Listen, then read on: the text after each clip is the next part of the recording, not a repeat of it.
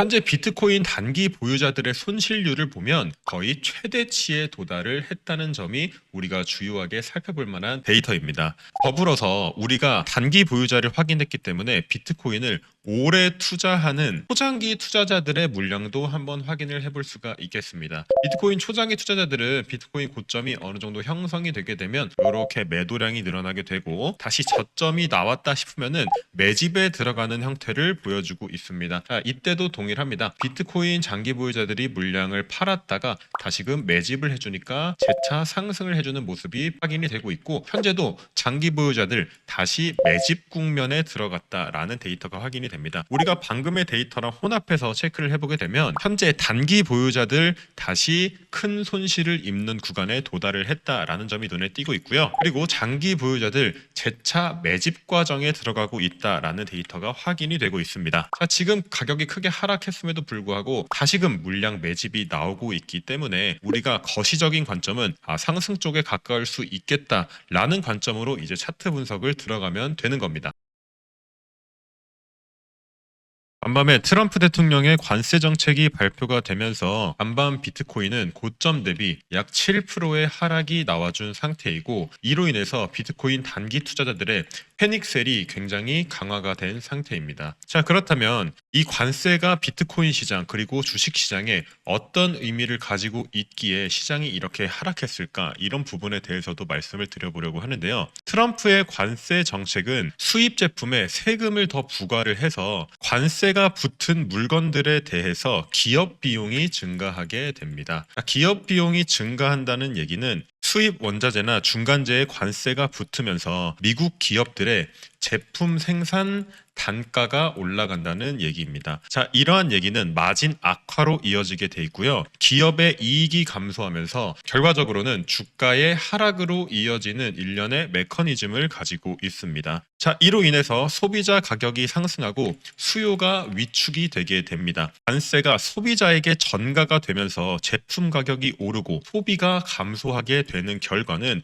결국 경기 둔화로 이어지게 돼 있고, 투자자 심리 위축으로 이어져서 주식에 투자할 수 있는 돈도 떨어질 뿐더러 기업 자체의 매출이 하락을 하기 때문에 결국에는 불확실성 증가로 이어지는 결과 때문에 현재 위험 자산들이 큰 조정을 받고 있다라고 보시면 될 것 같습니다. 불과 어제 제가 여러분들에게 이 정도 자리에서 롱 포지션에 진입을 해라 라고 말씀을 드렸습니다. 충분히 추가적인 상승이 가능하다라고 얘기를 드린 이후에 어느 정도 상승이 나와주면서 레버리지 30배 기준으로는 거의 150% 가까이 수익을 낼 수 있는 자리이기도 했는데요. 간밤에 이런 거시적인 악재가 나오면서 일시적인 하락이 다시 연출이 되었고 상승분을 전부 반납하고 있는 움직임이 보여지고 있습니다. 자, 그렇다면 앞으로 비트코인 시장이 과연 하락으로 쭉쭉 이어갈 수 있을지에 대한 내용도 우리가 살펴볼 필요는 있다라는 얘기가 되는 건데, 사실상 지금 주봉 프레임으로 넘어가게 되면은 비트코인의 하락이 그렇게 커 보이지는 않은 상태입니다. 고점에서 어느 정도 크게 떨어져 주면서 횡보 과정을 거치고 있는데요. 자, 이러한 패턴은 와이코프 축적 분배 패턴에서 나타나는 현상입니다. 보통 세력들은 저점에서 물량 매집을 한 다음에 가격을 올리고 일정 물량을 개미 투자자, 개인 투자자에게 슬슬 넘기면서 다시 가격을 올리고 또 개미 투자자에게 물량을 넘긴 다음에 여기서 분배 과정이 일어나게 됩니다. 자, 그 다음 하락장으로 돌아서는 기로에 있다면 다시금 분배를 해주고 가격을 하락시키게 되는데요. 하락으로 이어지지 않고 다시 재축적 뒤에 상승을 해주는 경우도 있기 때문에 과연 현재 국면이 재축적 후 상승으로 이어질 수 있을지 아니면 재차 분배 후 하락으로 이어질 수 있을지에 대한 내용을 함께 살펴보도록 하겠습니다. 현재 비트코인 차트를 보시면 가격이 크게 올라줬다가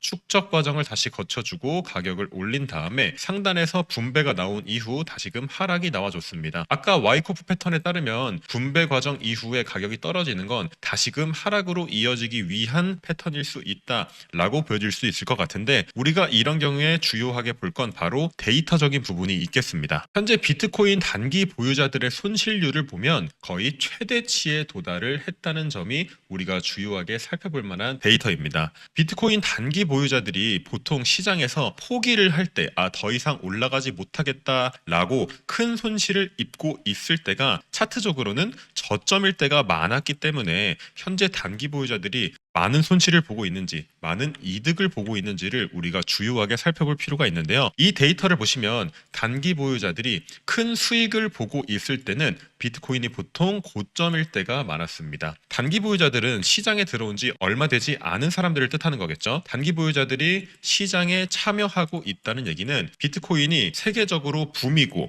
많은 유동성이 쏠리고 있을 때 나도 비트코인을 투자하면 돈을 벌 수 있겠다라는 심리가 시장에 만연할 때 이러한 현상이 벌어지게 됩니다. 자, 비교적 최근에도 비트코인이 고점을 형성했을 때 단기 보유자들은 이렇게 수익을 보는 경우들이 생기면서 비트코인이 고점을 표시해주고 가격 하락으로 이어졌었는데, 현재 단기 보유자들은 손실률이 거의 최대치에 도달하면서 다시금 저점일 가능성이 높다는 표시를 해주고 있다는 겁니다. 더불어서 우리가 단기 보유자를 확인했기 때문에 비트코인을 오래 투자하는 초장기 투자자들의 물량도 한번 확인을 해볼 수가 있겠습니다. 비트코인 초장기 투자자들은 비트코인 고점이 어느 정도 형성이 되게 되면 이렇게 매도량이 늘어나게 되고 다시 저점이 나왔다 싶으면은 매집에 들어가는 형태를 보여주고 있습니다. 자, 최근 고점에서도 비트코인 장기 보유자들이 물량을 이렇게 털어냈다가 다시금 매집을 하니까 가격이 올라가는 모습. 자, 이때도 동일합니다. 비트코인 장기 보유자들이 물량을 팔았다가 다시금 매집을 해주니까 재차 상승을 해주는 모습이 확인이 되고 있고, 현재도 장기 보유자들 다시 매집 국면에 들어갔다라는 데이터가 확인이 됩니다. 우리가 방금의 데이터랑 혼합해서 체크를 해보게 되면 현재 단기 보유자들 다시 큰 손실을 입는 구간에 도달을 했다라는 점이 눈에 띄고 있고요. 그리고 장기 보유자들 재차 매집 과정에 들어가고 있다라는 데이터가 확인이 되고 있습니다. 실제로 이 장기 보유자들이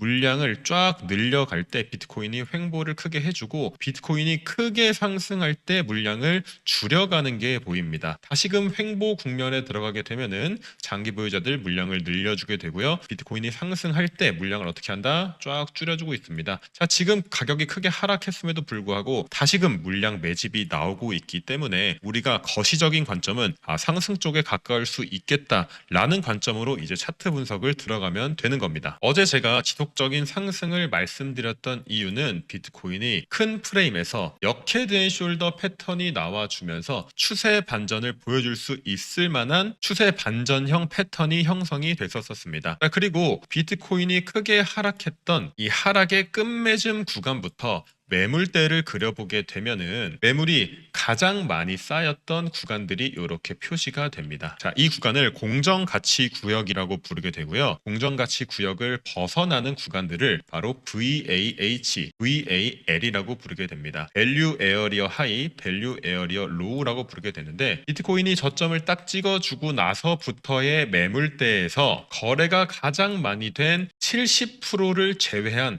나머지 30% 구간을 얘기하는 겁니다. 자, 설명이 조금 어려울 수가 있겠는데요. 여기 차트에 보이시는 파란색 선 두 개가 보일 겁니다. 보통 비트코인이 거래된 가격대는 이 파란색 선 안이라는 얘기가 되고요. 이 파란색 선 밖을 벗어나면 비트코인이 보통 거래되지 않은 가격대를 얘기를 합니다. 이 말인 즉슨 이 파란색 선 안은 비트코인이 많이 거래된 사람들의 평단가가 몰려있는 구간일 겁니다. 이 가격을 벗어나면 고평가되었다고 판단을 합니다. 그래서 가격 하락이 이렇게 발생을 하게 되고요. 반대로 이 아래의 파란 선을 벗어나게 되면은 반등이 발생하는 걸 볼 수가 있습니다. 자, 왜 그러냐면 보통 비트코인이 거래된 가격보다 더 아래로 떨어졌기 때문에 사람들은 저평가 구간으로 인식을 하고 매수에 들어가거나 물타기에 들어간다는 얘기가 되는 거죠. 자, 그렇기 때문에 어제 우리가 들어갔던 이 롱 포지션 또한 밸류 에어리어 하이에 닿으면서 저항이 나와줬다는 얘기입니다. 자, 현재 가격은 어떤가요?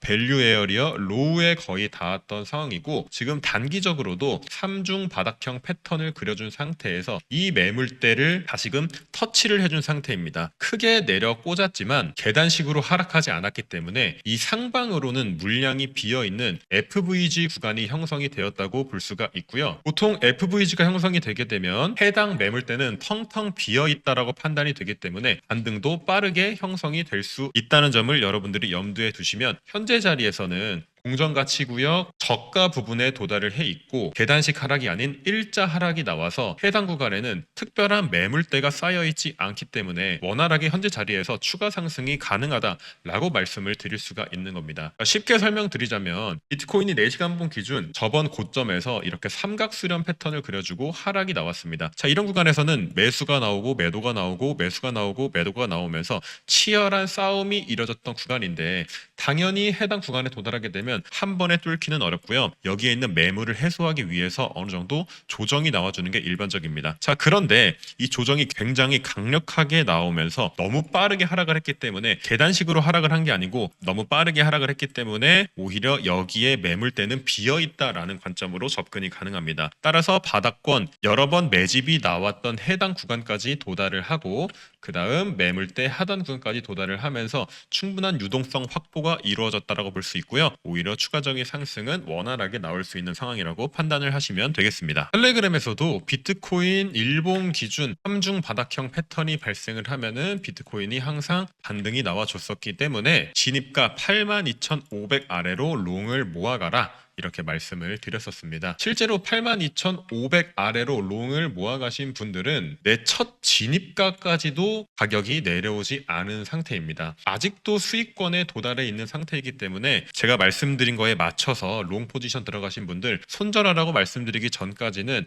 아직 추가적인 상승 여력 남아있기 때문에 여유 가지고 충분히 지켜보셔도 된다라고 보시면 되겠고요. 사실상 주봉에서 보면은 큰 상승의 프레임이 깨진 게 전혀 아니기 때문에 우리가 하락을 논하는 건 이 하락 추세선이 깨지고 나서 말해도 전혀 늦지 않다라고 보시면 되겠습니다. 12시간 봉으로 하모닉 패턴 분석을 했을 때는 현재 딥크랩 패턴이 형성이 되고 있으면서 최종 목표가는 13만 달러까지도 예상이 되고 있습니다. 자, 첫 번째 타겟인 88,000은 거의 도달을 해준 상태이니까 이제 두 번째 타겟인 10만 달러 정도 노려볼 수 있겠고요. 큰 틀에서 손절가는 7만 달러를 이탈하면은 우리가 이제 하락장으로 판단을 해도 되겠다라고 보시면 되기 때문에 아직 하락으로 판단하기에는 시간이 많이 걸릴 수 있다. 추가적인 하락이 더 많이 필요하다라고 보시면 되겠습니다. 자, 이러한 분석이 여러분들이 하기에는 어려울 수가 있기 때문에 제가 관점방에서 지속적으로 업데이트 해드릴 거고요. 사실 주봉에서 이 추세선만 이탈하지 않아도 충분하게